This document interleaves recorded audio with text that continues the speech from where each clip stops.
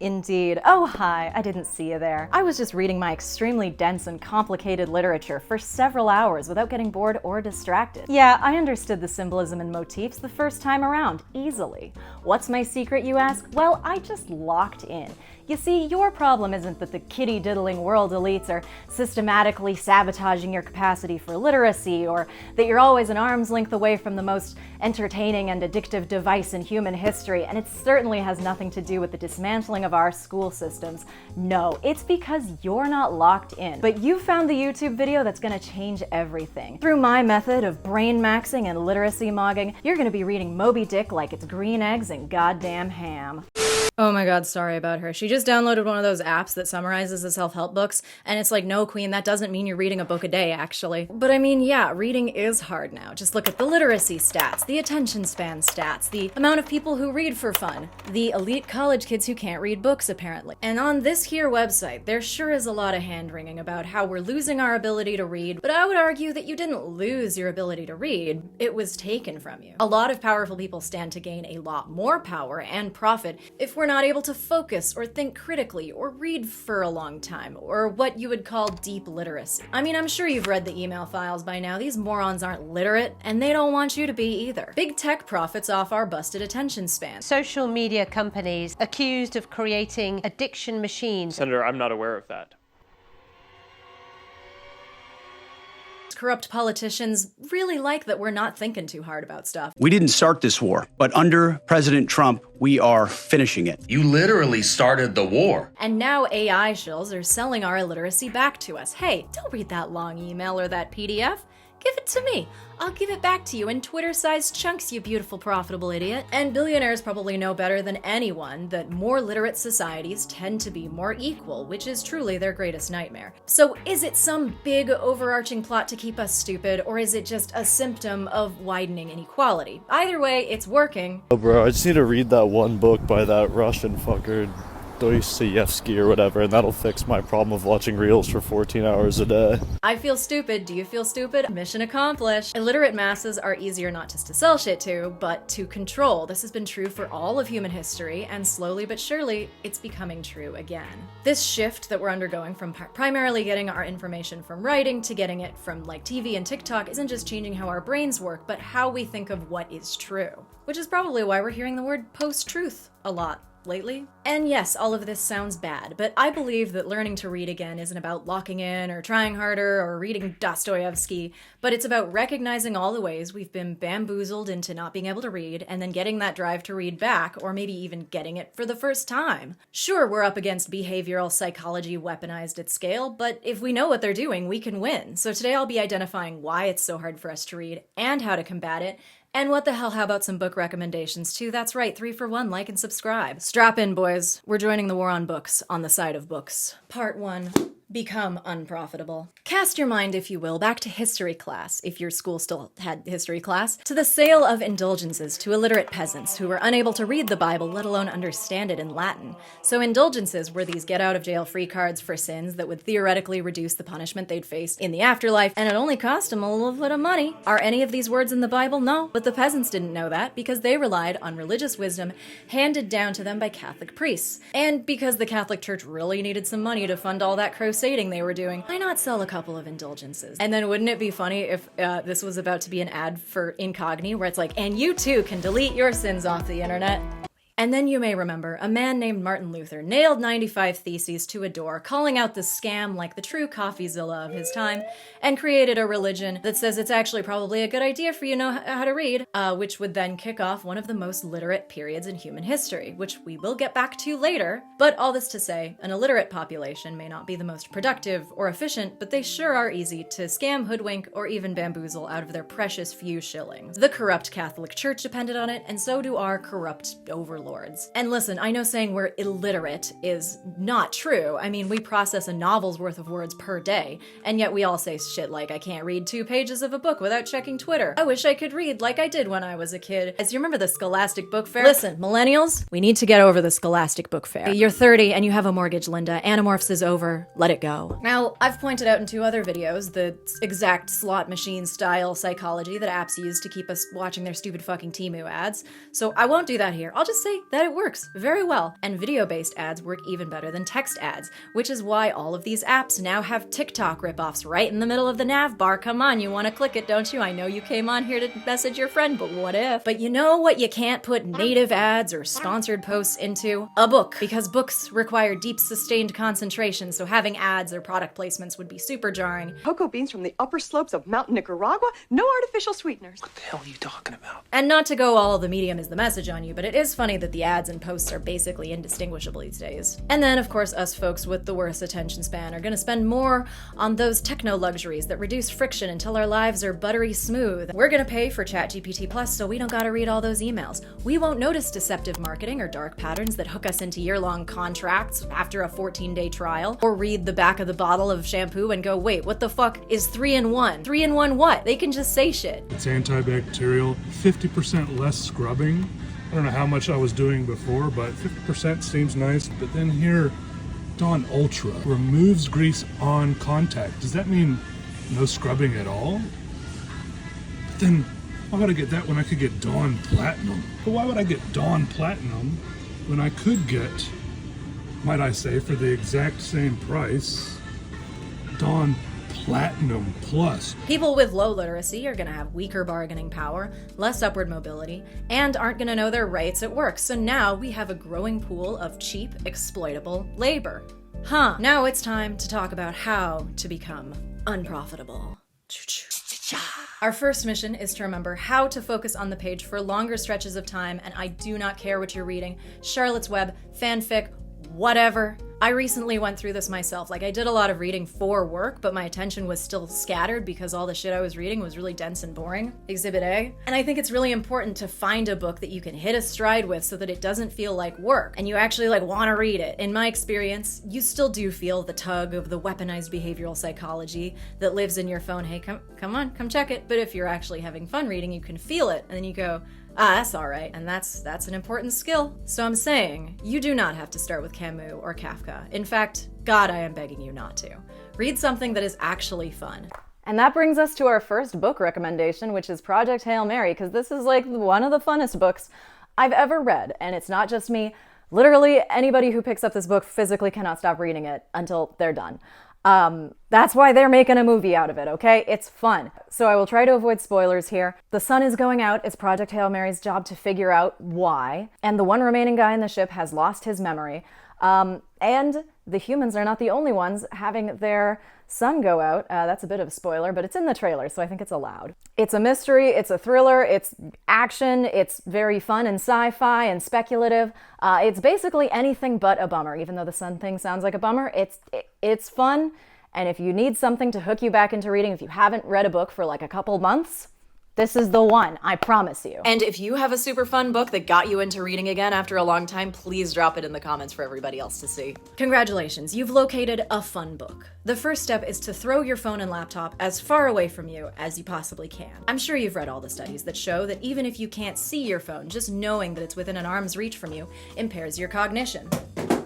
And you know they're right. Just imagine a field of stupid emanating from your device. But on the flip side, I do love loading a fun, easy ebook onto my phone to curb the doom scrolling. I read Project Hail Mary on my phone. It's nice when, everybody else is around you is on their phones, but you deleted all your social media apps, so you're like, I guess I'll check the weather app again. Up. Read your ebook. Short stories are great for that, but right now for me, it's not that. It's a book of David Graeber essays that I am planning on being annoying about later in the video. I also highly recommend an e-reader. Having your entire to-read list in your pocket, especially if you pair it with a library app like Libby, so everything's free. Peak. And if your library doesn't have the book and you can't afford it, I won't tell you where to go, but maybe my friends Jen and Anna can. Oh, and if you're one of those buying books and reading books are two different hobbies types of girlies. You got a lot of books here. Yeah. You must be a big reader. Yeah, I love reading. Have you read this one? No. Have you read this one? No. How about this one? No. Have you read this one? No. Welcome to the reading side, baby. We save a lot of money. And we also do a lot of revolutions. God, I'm so good at segues. Part 2, critical thinking our way out of dystopia.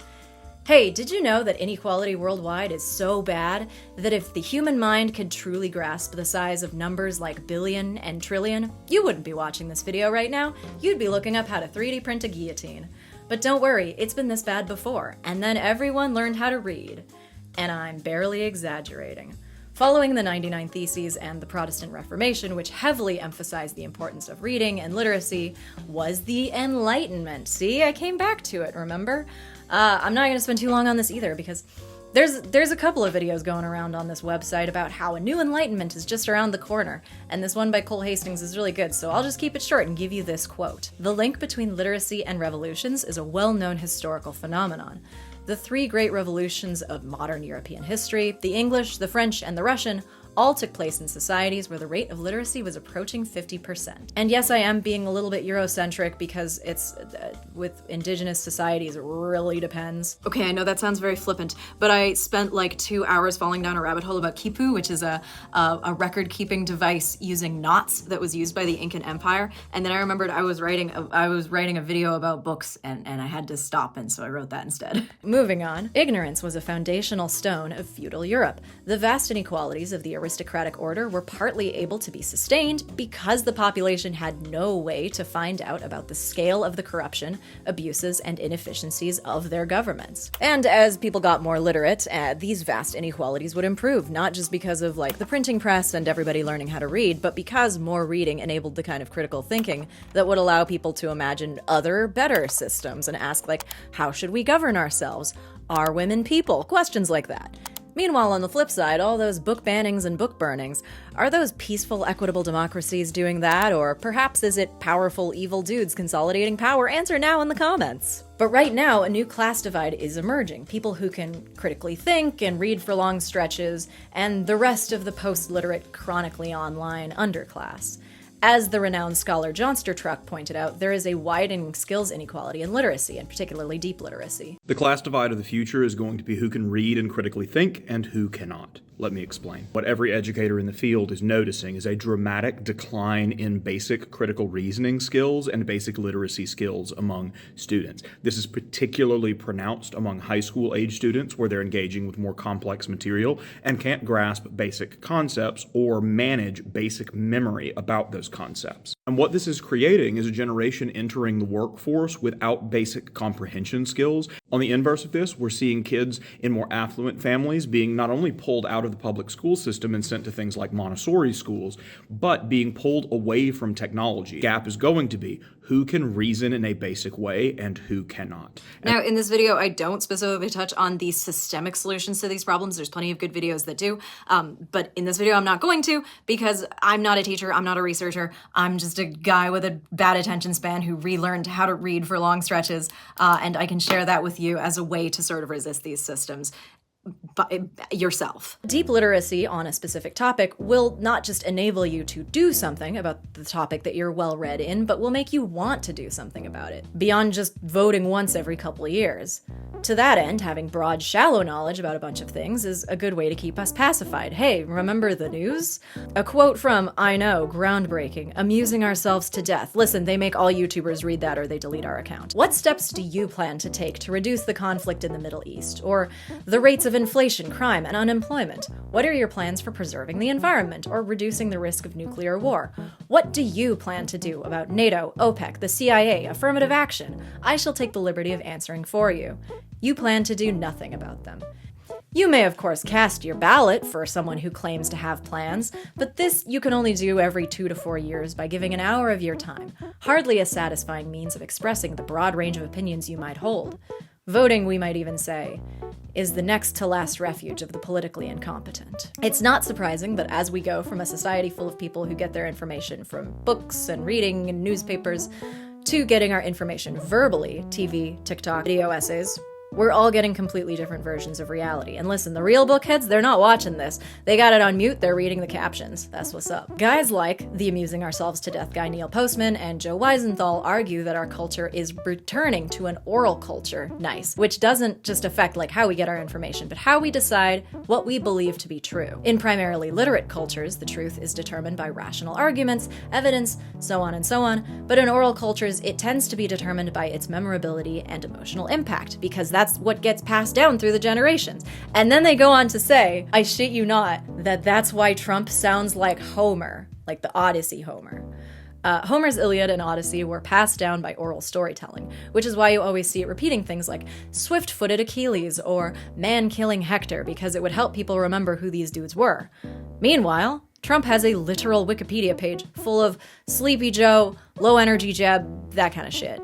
I really like Kami Mamdani. I think they might have focus grouped that one. Once again, how memorable something is more important than how persuasive it is, because we are receiving most of our information orally. It's too late. I've already depicted myself as the swift-footed Achilles and you as Sleepy Joe Autopen. Meanwhile, of course, literary culture, or just getting truth from reading, immediately lends itself to more scrutiny, fosters the quote-unquote analytic management of knowledge, following a light of thoughts, analyzing arguments or motifs or whatever, creating a mental model of what you're reading, processing abstract concepts, agreeing or disagreeing. But now we're more susceptible to not just marketing, but all kinds of propaganda. I've seen it called post-truth epistemology, but I would call it algorithmic epistemology, which is fancy talk for, hey, whatever the algorithm repeatedly tells me becomes true for me. I do have an example from my real life. Someone I know was getting a bunch of reels on their algorithm saying ICE is good and law-abiding and making America safer. And I don't think that. And so I see a bunch of reels saying, they're not keeping us safe and they're shooting people and illegally keeping people in concentration camps. And both of these two truths can feel equally true to me and to the friend.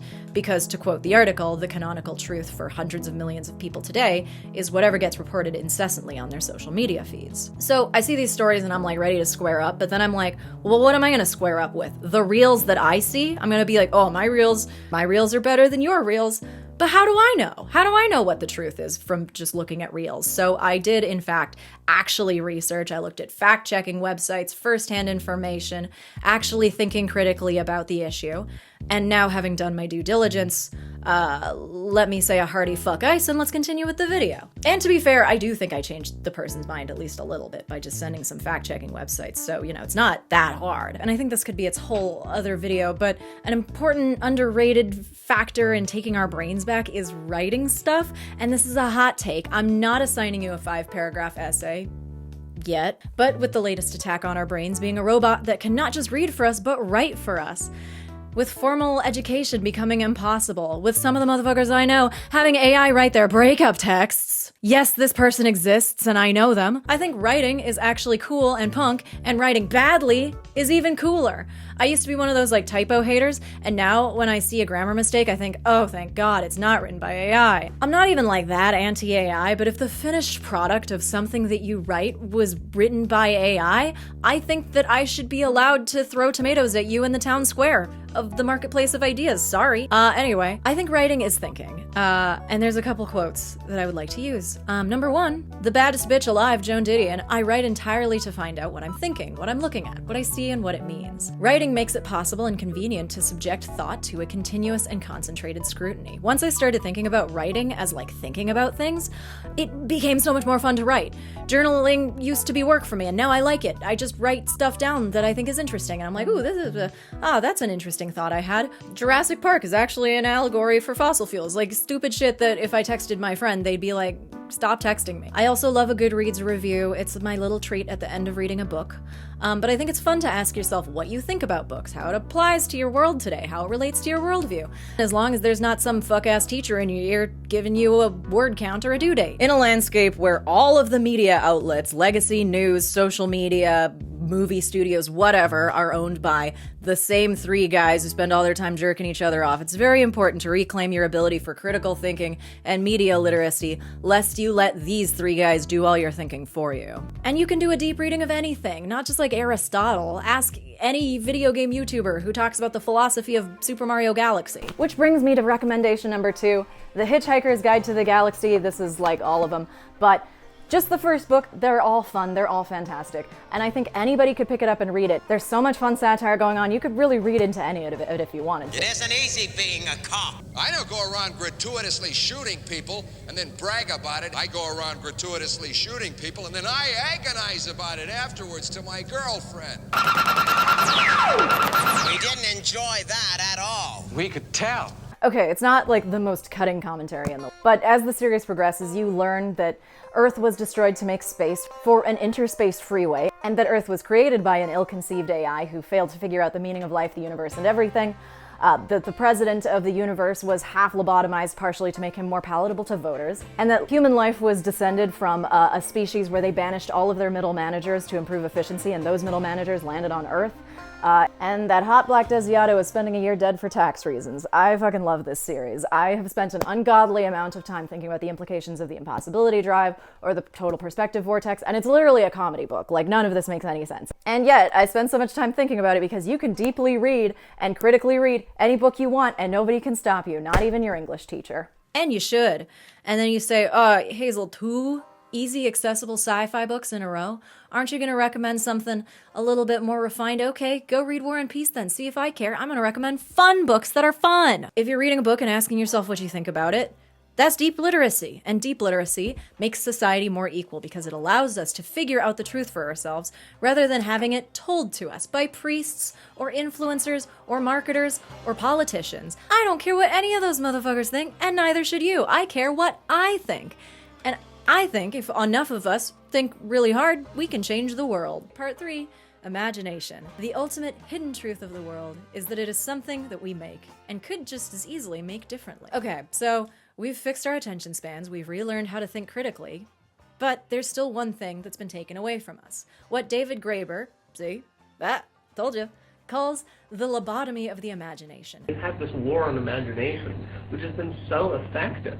To preempt any sense that you can have effective opposition or that other alternatives are possible. And as a result of putting all their emphasis on doing that, it essentially put no emphasis on maintaining the system. It's currently falling apart.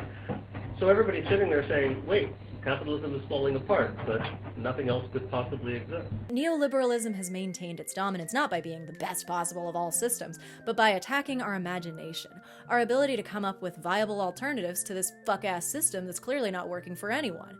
You know the quote, it's easier to imagine the end of the world than to imagine the end of capitalism. Skill issue, couldn't be me. I've read Ursula K. Le Guin. We live in capitalism. Its power seems inescapable. So did the divine right of kings. Books, especially fiction, have a long history of changing the course of history. I said history there twice. I need to read more books. Common Sense led to the American Revolution. Oliver Twist led to the dismantling of the horribly oppressive Poor Laws. The novel Uncle Tom's Cabin showed white people that, hey, slavery sucks actually. Have you considered? And then Lincoln himself apparently said that novel was a big reason for the Civil War. Do we have a book like that now to show us what's possible? And don't say abundance, you filthy yimby liberals, or I'll show up in your backyard, I'll start digging a hole. Just try and stop me. Show me the zoning bylaw that says I can't. I haven't read the book. I heard it's okay. So no, we don't have that book. Or maybe we do, but nobody's reading it. I've always felt very suspicious about the choice of schools around the US and Canada to assign things like 1984, Brave New World, Animal Farm. I gotta assign The Road! The freaking Road! Exclusively grimdark bummer dystopias with no hint of a universe where things are done differently and it turns out okay. I'm not saying that these are bad books. I'm not saying that young people shouldn't read them. I'm just saying, why are they all such bummers? Also, on the subject of bummers, hey Canadians, remember CanLit, where like every single book is just like some settler going insane on the prairies during the winter, and it's like, yeah, why did you come here? And it makes sense that TV shows and video games are always going to be set in dystopias, like fully automated luxury gay space communism isn't going to have any baddies to shoot. Sounds boring. Sounds like a visual novel. But books aren't always dystopias. In fact, they're not usually flat, shitty dystopias.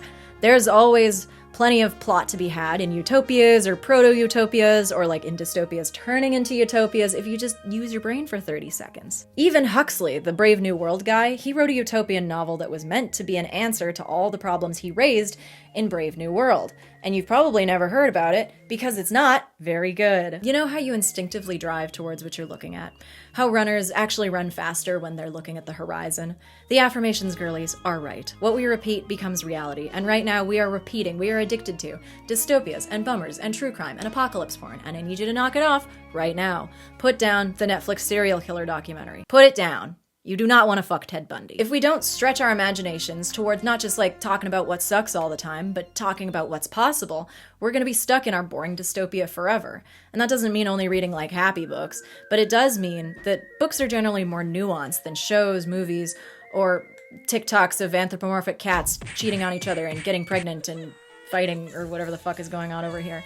We've tried other mediums. We've tried TV and radio and TikTok and Twitter and even YouTube video essays, and it turns out the best way to imagine other systems constructively is the crusty old written word.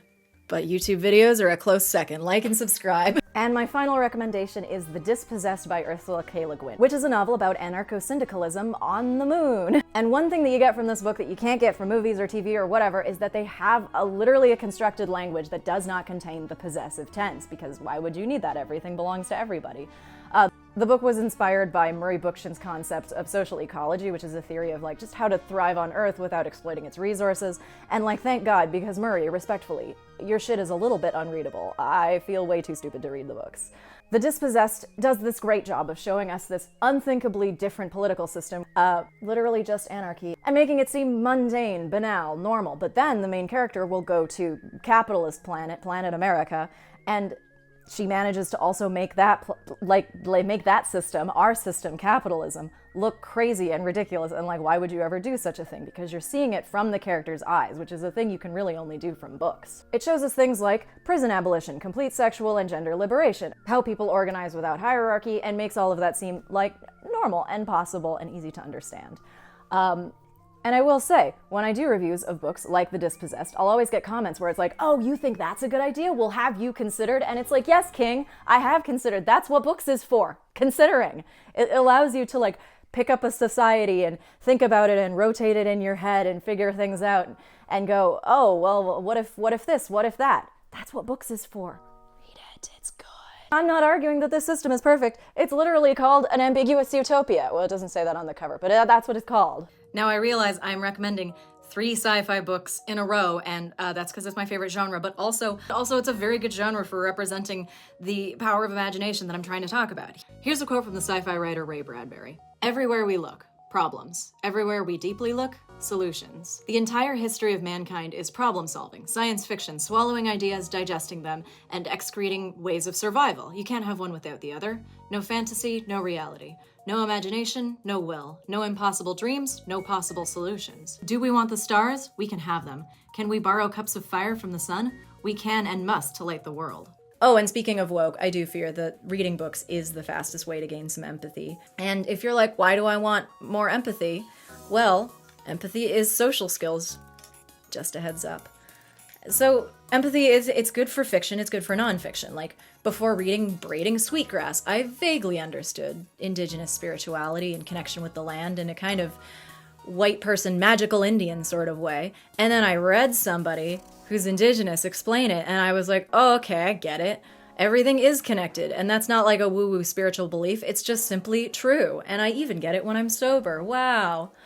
Or the novel Martyr, which the description of it sounds very sad. An Iranian alcoholic orphaned poet, but it's not preachy, it's not pitiful, even though the synopsis makes it seem like a pity party.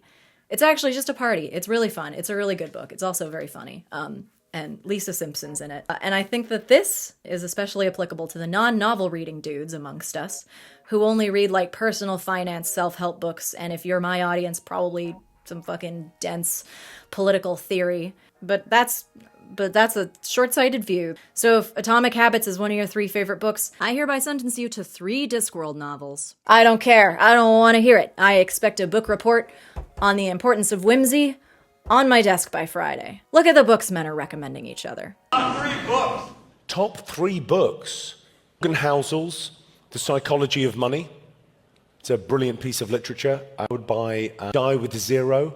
I'm going to struggle with the guy's name. That's a brilliant book about getting older, what to do with money, how to live. And I would read... Finnegan's Wake is the greatest piece of literature ever written, but it's more fun to read about than to read because it's fucking tricky. But yeah, there you go. There's 3 fucking books. Good luck, man. I don't know. I better help. 2 personal finance books in Finnegan's Wake. Terry Pratchett did not die for this. And like, this has also happened to me, okay? I fell into the trap of thinking that like reading nonfiction or great literature is the only thing I should read and anything else is a waste of time. And that's a great way to make reading feel like a job. Like a boring job. Oh, why read a fun novel? I'll read a self-help book. What was I thinking? Anyway, most self-help books are just 2 paragraphs worth of good advice that they stretched out into an entire book. So combat techno-feudalist brain rot. Read broadly. because every book is essentially someone distilling years or a lifetime's worth of knowledge and living into something you can consume in a few days, and you're just allowed to read it. You can just read it for free. All right, conclusion. Thank God, because I'm losing my voice. I think that we could all agree that the whole fucking system needs an overhaul. The rich are getting richer, everyone else is getting brain rotted and docile, and it's not like you relearning how to read a book is gonna solve that. But also, we're not gonna solve anything unless we become deeply literate. Extremely unequal societies are just gonna keep getting worse until a critical mass of people start picking up fucking books, be it Colleen Hoover or Plato. And if you wonder why I didn't cover romance books, it's because I don't really like them. But like, go read Heated Rivalry. Go do it. I don't care. Rather than throwing up our hands and being like, literacy is over. We're in the post-literacy era. America is cooked. We're cooked. So my vibe when I make these kinds of self-improvement type videos is this. There's no point in blaming yourself or feeling terrible about some shit that is not your fault, like having trouble reading. In a landscape where everybody is losing their attention span and their literacy, you go, what's wrong with me? I'm such an idiot. Why can't I read? It's not productive. If anything, I find it very motivating because it's like, I'm up against these forces and I know how to fight them now. And, you know, it makes you not want to throw in the towel. Imagine like a main character just seeing overwhelming odds and throwing in the towel like, well, it's 100 to 1, so I guess I'm just gonna go bed rot and watch TikToks instead. Now that is not the kind of book I want to read. This video is sponsored by Jailbreaking Your Kindle. I'm sorry, you're showing me advertisements on my Kindle that I purchased with my Canadian dollars? You're telling me I don't own my books that I purchased with my Canadian dollars? So why am I giving you my Canadian dollars? They deleted 1984? Every time I open up my Kindle, it's like, hey, do you want to read hockey smut? Do you want to read porn about hockey players? And I'm like, no, I don't. I want to read my books. I'm jailbreaking it. And then when I am reading my books, I feel the nasty breath of Jeff Bezos on the back of my neck just watching me read. Are you liking my electronic books? Yikes! So I'm jailbreaking this. And you should too. This is not a real sponsorship. Like and subscribe, and I also do have Patreon. Okay, goodbye.